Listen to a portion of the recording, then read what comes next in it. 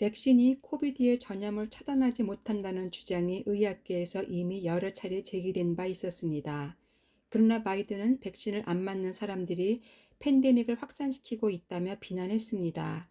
시간이 지나면 효력이 떨어지므로 1년에 2번씩 주기적으로 접종해야 한다며 설득하기도 했지요. 한국 정부는 영아에게까지 백신 접종을 권했습니다.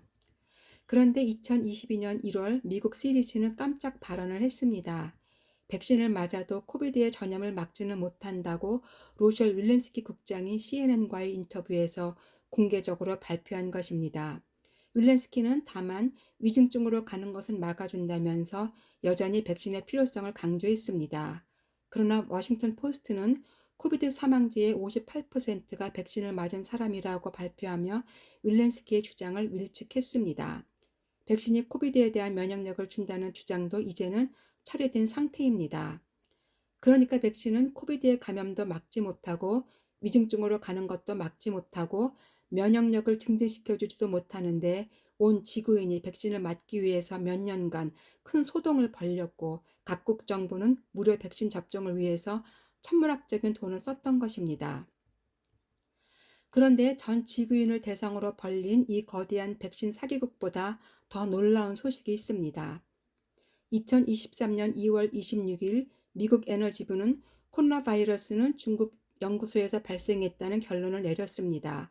FBI도 바이러스의 기원이 중국 연구소라고 이미 결론을 내린 바 있습니다. 2년 전 2021년 3월 WHO는 연구소 유출설은 전혀 근거 없다고 분명히 못을 박았습니다. 이후 2년 동안 우리는 완전히 속고 있었던 것입니다. 우한 연구소의 바이러스 유출설이 확실해지면서 이것을 음모론이라고 몰아붙이던 CNN 등의 주류 언론들이 사실을 보도하기 시작하고 있습니다. 그동안 진실을 은폐하기에 급급했던 WHO와 파우치에게 책임을 물어야 한다는 여론도 커지고 있습니다. 중국에게도 책임을 묻고 손해배상을 해야 한다는 목소리도 높습니다. 하지만 바이러스의 유출이 단순한 실수였다면 큰 문제는 아닙니다. 누군가 의도적으로 만들고 의도적으로 퍼뜨렸다면 그것은 대단히 큰 문제가 됩니다. 누가 왜 중국 연구소를 이용해서 바이러스를 만들고 퍼뜨렸을까요? 단순히 전 세계인을 대상으로 한 백신 장사가 목적이었을까요? 그보다 훨씬 더 깊고 아주 오래된 음모가 있습니다.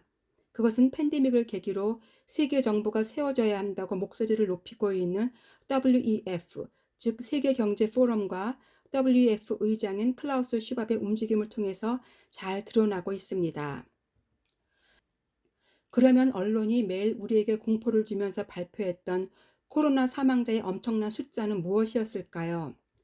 전 서울대 교수이자 면역학자인 이황재 박사는 세계의 사망자 수치를 열람한 후 이상한 발언을 했습니다. 언론은 연일 코비드 사망자 숫자를 전하면서 공포를 주지만 실제로 코비드 이전과 이후에 각국의 사망자 숫자에는 큰 변동이 없었다는 것입니다. 이유는 코비드 사망자의 대부분이 기저질환자였기 때문이라는 것이지요. 최춘식 의원도 같은 의견으로 이렇게 말했습니다. 암, 심장, 뇌질환 등의 심각한 기저질환을 앓고 있었던 사람이 사실은 기저질환 때문에 사망했는데 누구나 다 걸릴 수 있는 코로나 바이러스 일부 조각이 몸속에 남아있다가 PCR 검사 실시 후 양성으로 나오면 그 사람은 코비드로 사망한 것으로 처리되고 있다. 병원에서는 사망 원인을 심각한 기저질환이라고 하지 않고 코비드라고 보고하는데 그 이유는 코비드 환자를 치료한 것에 대해서 정부에서 3배의 보상금을 주기 때문이라고 합니다. 그래서 언론이 보도하는 것처럼 코비드 사망자 숫자가 엄청나게 커졌던 것이지요. 그러나 이런 기사는 신문 방송이나 소셜미디어에서 찾아보기 어렵습니다. 이황재 교수의 글도 한참 전에 올라왔다가 삭제되었는지 다시 찾아볼 수 없습니다. 코로나 바이러스가 인위적으로 만들어졌다거나 코로나 팬데믹이 별로 위험하지 않다는 기사가 올라오면 검열되어서 음모론, 가짜뉴스, 혐오 발언으로 판정받고 당장 삭제되며 경고 조치를 받습니다. 저도 일찍이 유튜브에 코로나는 누가 왜 만들었을까라는 영상을 올렸다가 삭제되고 경고를 받았습니다. 도널드 트럼프도 대통령 시절에 같은 발언을 했다가 트위터에서 쫓겨나기도 했습니다. 대통령보다도 소셜미디어 재벌들이 더 힘센 시대가 되었지요. 음모론을 주장하던 테슬라의 창업주 일론 머스크도 트위터에서 쫓겨난 적이 있습니다. 머스크는 표현의 자유를 보장하기 위해서 2022년 11월 440억 달러의 트위터를 인수했습니다. 그동안 차단되었던 팬데믹의 진실들이 트위터를 타고 빠르게 전파되면서 많은 사람들의 비밀이 폭로되고 있습니다. 한쪽 의견만 듣고 보았던 시민의 눈과 귀가 열리며 이제 진실을 보고 들을 수 있게 되었지요. 머스크는 트위터를 인수하자마자 직원의 절반가량을 대거 해고했고 앞으로도 더 많은 해고가 있을 것이라고 선포했습니다. 이유가 무엇일까요? 해고된 트위터 직원들의 리스트를 보니 모두 FBI와 CIA에서 오랫동안 일했던 경력자들이었습니다. 이에 대해서 많은 사람들이 질문했습니다.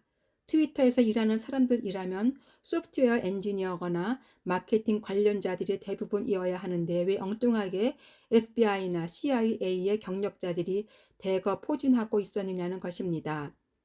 그동안 저들은 트위터에 올라온 모든 기사를 검열하며 추적하고 있었습니다. 트위터가 FBI의 사부 조직처럼 일하고 있었던 것이지요. 위험한 글은 삭제되고 글을 올린 사람의 계정은 빼앗기고 유명인이라면 어쩌면 요주의 인물로 분류되어 감시 대상이 되었을지도 모릅니다. 그런데 가장 위험한 인물인 머스크가 트위터를 인수했으니 인수하는 날 많은 트위터 직원들이 울고 있는 만평에 실렸던 것입니다. 머스크는 여지껏 음모론이라는 비난을 받으며 올렸던 많은 정보들에 대해서 구체적인 증거들을 제시하며 무서운 폭로전에 나서고 있습니다. 무소불위의 권력을 가진 세계 정부주의자들과 그를 비유하는 주류 언론에 대한 거침없는 직격탄이자 전쟁 선포인 것입니다. 주류 언론들은 권력에게 질문하는 것이 아니라 권력의 의견을 전달하는 나팔수로 전락했다. 이제는 시민 언론이 중요한 역할을 해야 한다. 다보스 포럼의 WEF가 세계 정부의 역할을 하고 있으며 사회주의자인 슈밥 의장은 미래의 주인이 되어가고 있다. 아무도 선출하지 않았고 아무도 원하지 않는데 왜 그가 모든 것을 결정하고 왜 우리가 그의 말을 들어야 하는가? 2023년 2월 두바이에서 열린 세계정부 정상회담에 초청받은 머스크는 참여하는 대신 영상을 보내서 세계정부를 반대하는 연설을 했습니다. 나라들이 서로 협력하는 것은 좋지만 모두 뭉쳐서 하나가 되면 안 된다는 내용입니다. 왜냐하면 세계정부에는 인류를 향한 아주 악한 계획들이 있기 때문이지요. 머스크의 정의와 용기와 지혜를 취하는 사람들이 있는가 하면 비난하고 조롱하고 심지어는 살해 위협을 하는 사람들도 있습니다. 머스크는 자신이 죽는다면 절대로 자살이 아니라고 미리 말하기도 했습니다. 머스크는 이렇게 탄식합니다. 대중은 그동안 자신들을 속여왔던 저들에게는 화를 내지 않고 이제 진실을 밝혀주는 우리들에게 화를 내고 있다. 진실이 혐오 발언이 되었다. Truth is the new hate speech. 사회가 진실에서 점점 더 멀어질수록 진실을 말하는 사람들을 더 미워할 것이다. 그동안 권력의 나팔수와 하수인 역할만 하던 언론에게 세뇌되었던 대중은 기존에 알고 있던 것과 반대되는 사실을 들으려 하지 않고 혐오 발언이라면서 무조건 배척하고 있습니다. 일루미나티의 비밀 조직의 전 멤버였던 스발리가 2006년 증발되기 전에 그렉 지멘스키의 라디오쇼에서 했던 폭로와 탄식과 동일합니다. 사람들이 사실을 알게 된다 하더라도 상황이 크게 달라지지는 않을 겁니다. 냉소적으로 얘기해서 죄송하지만 제가 평생 동안 직접 겪은 경험을 얘기하는 겁니다. 제가 하는 말들이 활자화되어 나가거나 저들의 정체가 노출된다 하더라도 저들은 크게 신경 쓰지 않습니다. 언론을 이용한 지금까지의 세뇌 공작 덕분에 대부분의 사람들이 이를 믿지 않을 것으로 확신하기 때문입니다. 최근 뉴스위크지와 타임지를 통해 보도된 음모론 비판 관련 기사들을 보셨나요? 타임워너의 소유주가 누구인진 아시죠? 5년 전에 조직의 지도부가 언론의 세뇌에 놀아나는 국민들을 비웃는 것을 제가 직접 들었는데 지금이라고 해서 크게 달라지지는 않았을 겁니다.